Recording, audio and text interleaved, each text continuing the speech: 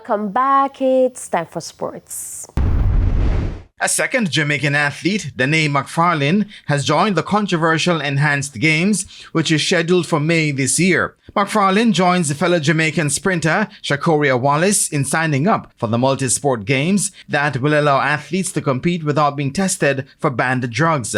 25-year-old McFarlane currently sits 986th in the World Athletics 100-meter rankings. She owns a career best of 11.34 seconds set in 2023. Organizers of the event have promised substantial prize money, including world record bonuses of up to US $1 million in a bid to attract high-profile athletes across several disciplines. Local track and field stakeholders are searching for solutions to address the mounting costs schools face when competing in development meets required to qualify for the Issa Grace Kennedy Boys and Girls Championships. Issa President Keith Wellington says complaints from schools have grown louder this season. We are concerned because obviously for us, it is the developmental cycle that has made our track and field what it is. It is that developmental program that has assisted Issa in developing the champs product. And so we have had to start looking at what is it that we can do to remedy that particular situation.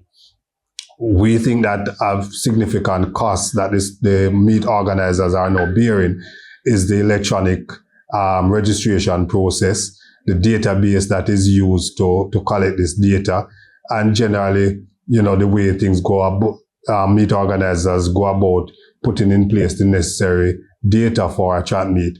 J3A's President Garth Gale has come out firmly against the practice of charging entry fees on a per-athlete basis. Yes, the athlete participate in an individual event, but in regards to the matter of the entry cost, we believe that it should be more of a team.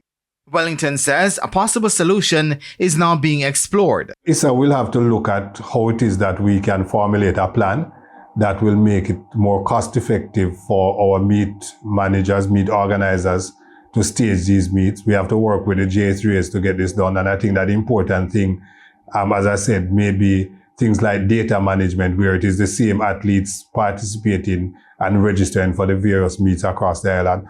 How can we create a sort of structure where registration is less costly and the actual meet management is managed in a way where it can come out a little bit less than, because it is my understanding that it may be costing some meets as close to $1 million just for data management.